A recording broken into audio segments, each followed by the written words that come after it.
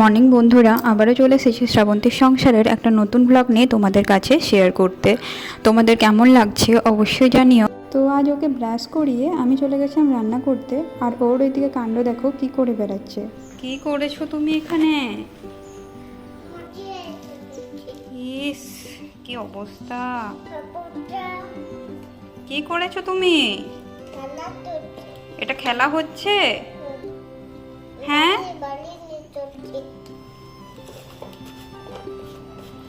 চোখে পাবে বেটো।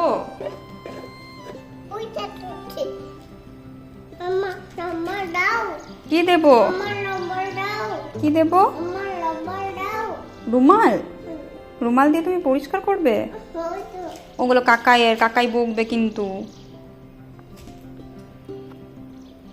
নোংরা কে করতে বলেছে এত?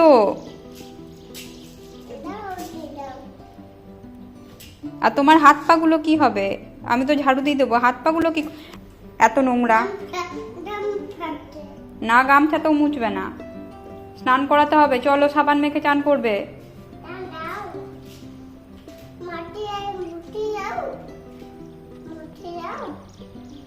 গাড়িটাকে ধুতে হবে।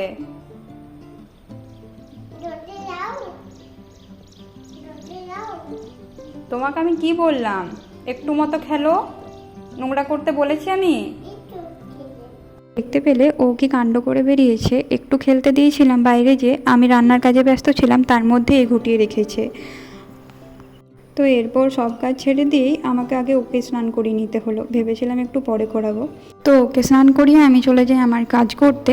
আর এদিকে আমার একটা পার্সেলও চলে এসেছে, সেটাও নিয়ে চলে এসেছে, আর সেটাই তোমাদেরকে আনবক্স করে দেখাচ্ছি।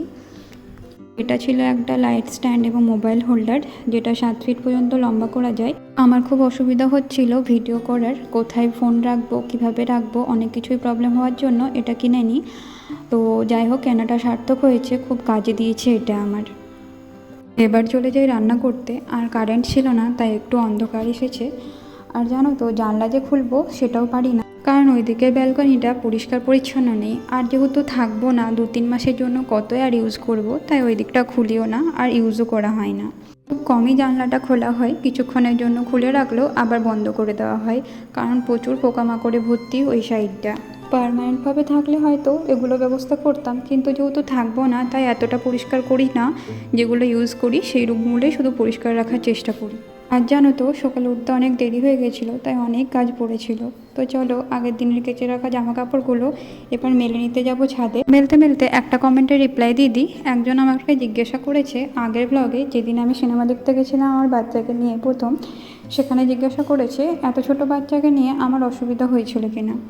তো সত্যি বলতে ভেবেছিলাম হয়তো আমাদের এই ডিসিশনটা ভুল হলো, যেহেতু অনেক বাচ্চা থাকে যারা এসব দেখতে পছন্দ করে, কার্টুন দেখতে পছন্দ করে, কিন্তু এ তো এসব দেখে না, তাই একটু ভয় লাগছিল যে 3 ঘন্টাও থাকবে কিনা বসে।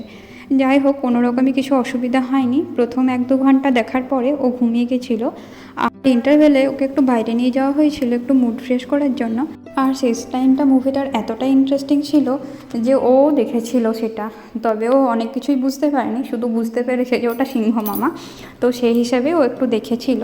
আর সত্যি বলতে ও বাইরে গেলে পরে কি করবে জানি না, এখনও পর্যন্ত বাইরে কোথাও নিয়ে গেলে ও ঘুরতে প্রচুর ভালোবাসে, তাই বাইরে গেলে খুব শান্তই থাকে, ডিস্টার্ব করে না। চলো, অনেক কাজ হয়ে গেছে তোমাদের সাথে গল্প করতে করতে আমার। আর সাথে বাবুকে খেজুর খেতেও দিয়ে দিয়েছি, ওর একটু খিদে পেয়েছিল। আর আজকে যেহেতু আমার উঠতে একটু লেট হয়েছিল, তাই রান্নাটাও এখনও কমপ্লিট করে উঠতে পারিনি, তাই ওকে খেজুর খাইয়ে নিয়েছিলাম 2টো। তো আজকে রান্না করেছিলাম লাউ পোস্ত, সেই লাউটাই আমি সেদ্ধ করে নিচ্ছি এখন। আর করে নিয়েছিলাম ডাল, ভাত এবং ডিমের কারি।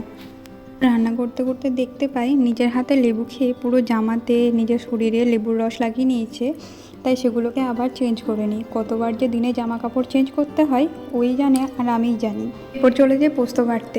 বাঙালি হয়ে পোস্ত খাবো না এটা ভাবতেই পারি না, তারপর যখন পোস্ত প্রিয় মানুষ হয় আমরা। তিনটে মানুষের জন্য পোস্তটা মিক্সিতে ঠিক ভালো হয় না, এমনিতেও মিক্সিতে পোস্ত বাটাটা ভালো লাগে না আমার। তাই ভাবছিলাম কোথায় পাওয়া যাবে শিলনোড়া। তো বাড়িতে তো একটা এক্সট্রা নোড়া ছিল, শিলের এবার কি করা যায়, শিলটা তো আর নিয়ে যাওয়া সম্ভব নয় এত দূর থেকে।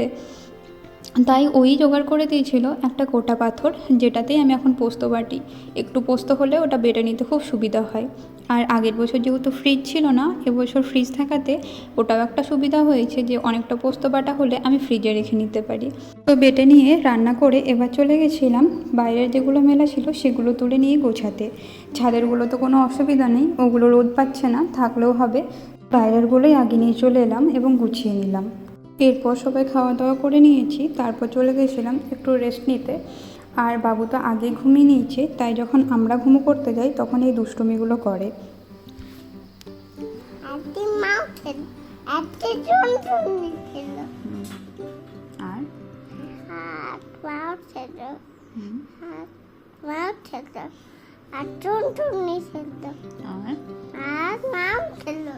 আর কি করেছে নিয়ে ম্যাও আর টুনটুনিটা? নিয়ে কোনো রকম ওকে শুয়ে রাখার চেষ্টা করছিলাম। কিছুক্ষণ শুয়ে থাকার পর শুরু হয়েছিল এবার বাঁদরামি। আমি শুয়েছিলাম, আমার কোলে চেপে ও স্লিপ কাটছিল। পার্কে যেদিন স্লিপ কাটা দেখিয়ে এসেছে সেটাই করছিল এখন আবার। এই জন্যই মনে হয় ওকে আগে ঘুম পাড়াবো না, একেবারে দুপুরে আমার সাথে ঘুম পাড়াবো। কিন্তু এতটাই জ্বালায় তখন কিছু কাজ করতে দেয় না। আমি মনে হয় একটু ঘুমিয়ে নিলে শান্ত হবে এবং আমিও নিজের কাজগুলো তখন করে নিতে পারবো। সেই আশায় ঘুম পাড়ায় আর সারা দুপুর আমাকে জ্বালাতে থাকে, আর একটু শুতে দেয় না। ঘুম তো আর হয় না, ওই একটু রেস্ট করাই হয়, তাও ভালোভাবে শুতে পায় না।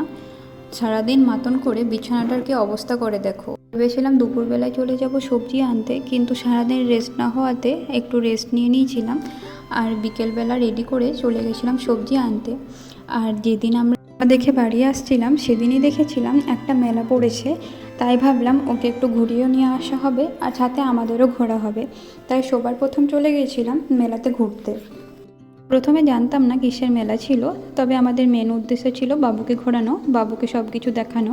চলে গেছিলাম আর ও তো খুব এক্সাইটেড মেলা যাওয়ার জন্য। যদিও বাইরে যে একটু চুপচাপ হয়ে যায়, কিন্তু সমস্ত কিছু ভালোভাবে দেখে তারপর ঘরে এসে সেগুলো বলতে থাকে, সেগুলো করতে থাকে। মেলাটা খুব একটা বিশাল বড় ছিল না, আর মেলার প্রত্যেকটা জিনিসের রেটও ছিল খুব হাই।